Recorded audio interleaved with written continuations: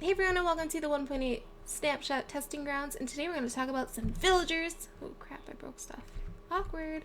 Some villagers and some enchanting type stuff. So let's get to it. So, let me fix this hole. No one wants holes in their world. I'm not an Enderman. Alright, so villagers.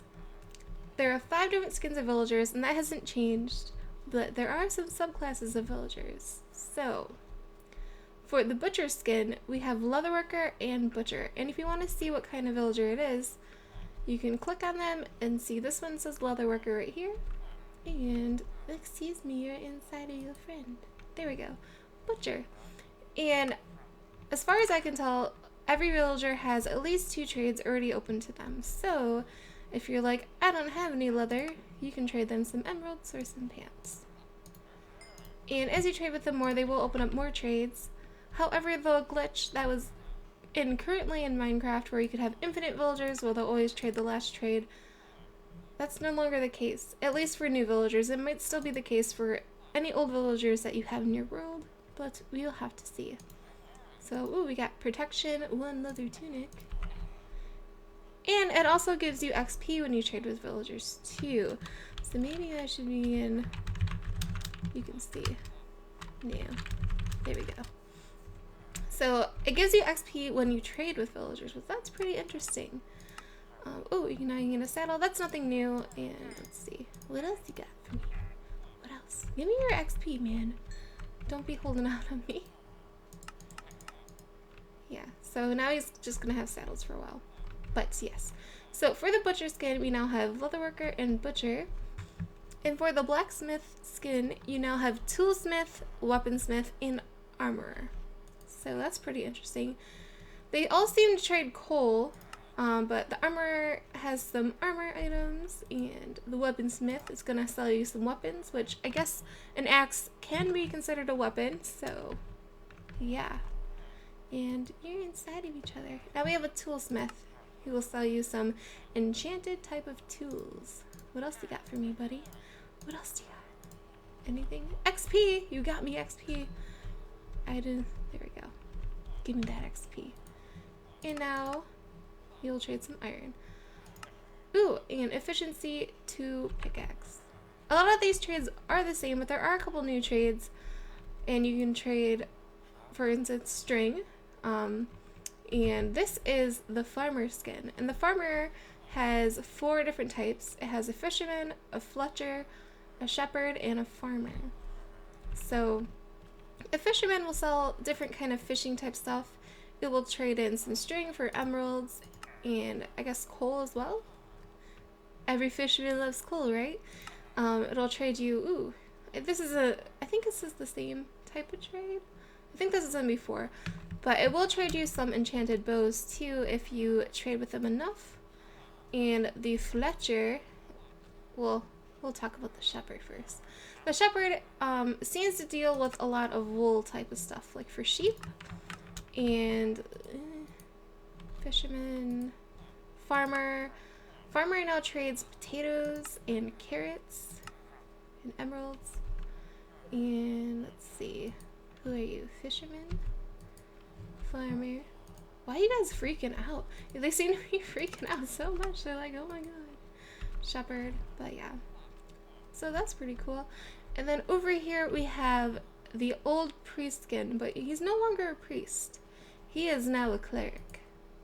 And he will trade rotten flesh, which that's pretty cool because a lot of you probably have some rotten flesh hanging around. So now it gives rotten flesh more of a purpose. So now you can get a bunch of emeralds for some rotten flesh, which that's pretty cool. And as far as I can tell, librarian is pretty much the same as librarian has always been. It'll trade you enchanted books and trade you paper for emeralds. So that's pretty cool that there's different subsets of villagers. It kind of makes villagers more viable, maybe. Maybe you want a fisherman next to your fish clan. So now that we learned a little bit more about some villagers, let's go do some enchanting. Secret enchantingness of enchantingness. So there are a lot of changes that are in enchanting, and keep in mind this is only a snapshot, So I'm sure a lot of things will change, but let's get to it. So in order to enchant now, you need levels like you've always needed, and you need some lapis. So, yes, lapis. So in order to do the max level enchant, you're going to need 30 levels. And as you can see, I have 31 levels. And let's look and see what we have. So if we give him one piece of lapis, he'll give us the level 5 thing, and then there's 2 and there's 3. And if you're paying attention, you probably noticed some extra words up here. There's unbreaking 3, sharpness 1, unbreaking 3, and sharpness 3, and then a question mark. So now you're going to be able to see kind of what the enchant is going to be. You following me? You can now kind of see what you're going to be enchanting, which that's very interesting because before it was always random and you never knew what you're going to get. So in order to do the max level enchant, you're going to need 3 pieces of lapis and 3 levels. You following? But you're going to need 30 levels altogether. So this is a 30 level enchant. You're going to need 30 levels. It's going to take 3 pieces of lapis and 3 levels. You following me? So I just enchanted this sword and I got sharpness 3 and unbreaking 3. And it told me I was going to have sharpness, so that's not a surprise. But unbreaking, that's a pretty nice thing. And if you notice down here, I had 31 levels and now I have 28 levels.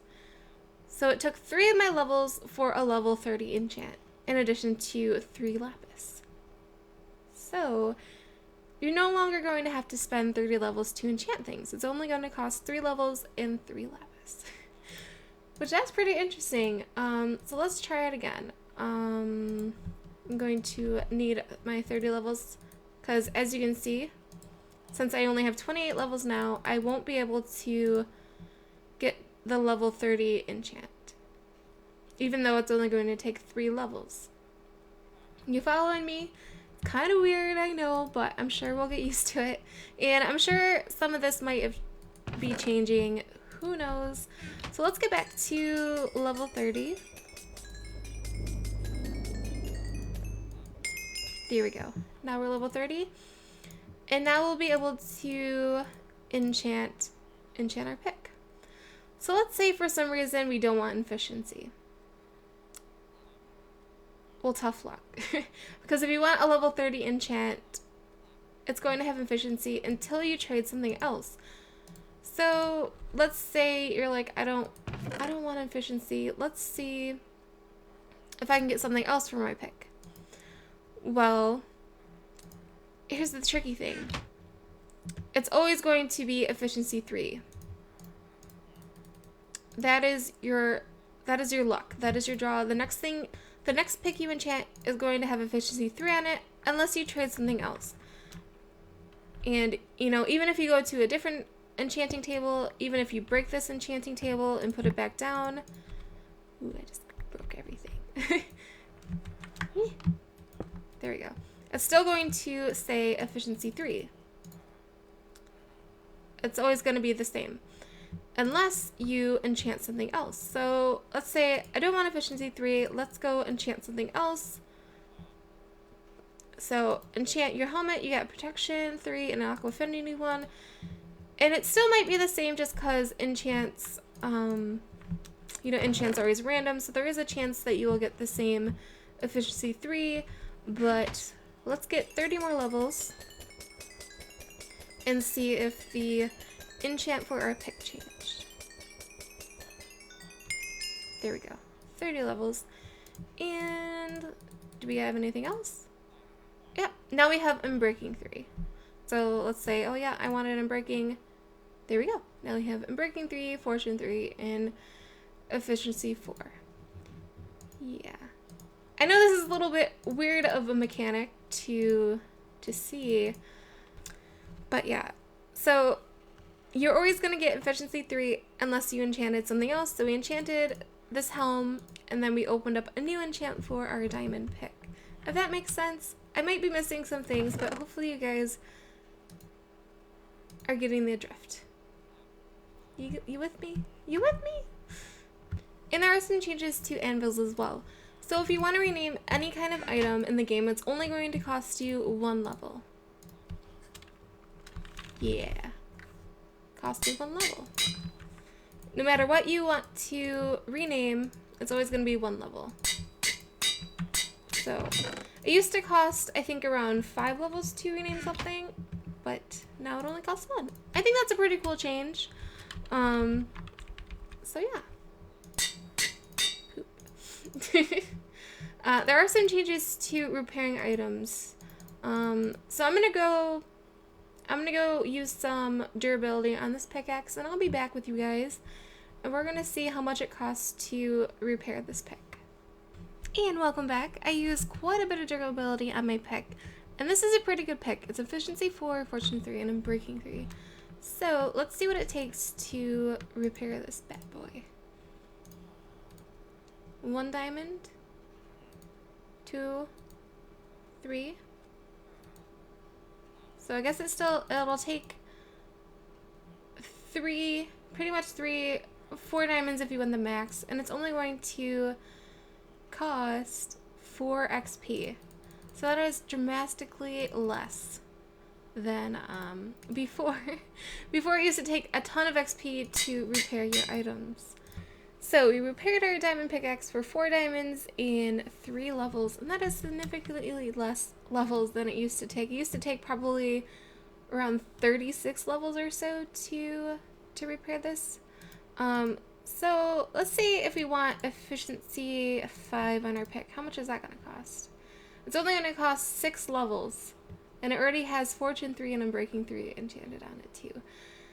This would cost a lot of levels to upgrade if we use this efficiency by book with this pick, but it is way cheap now. So there's a lot of different changes for enchanting and anvils, and a lot new things with villagers. I hope you guys enjoyed this episode and learned some new things. Let me know what you think about this new snapshot down below, and remember, it is just a snapshot, so some of those things may be changing in the future. We'll have to see, but I'll let you guys know. And if you haven't seen my first snapshot video, you should go check that out. We talk about the new blocks that are in Minecraft. So, bounce house, yay, bouncy, bouncy, bouncy, bouncy, bouncy. House, bounce house, bounce. Best birthday party ever! Oh my god. I'm so glad you guys came to my birthday party. It's so, Billy, stop picking on other kids. Billy, no. Billy. Leave her alone, Billy. Billy.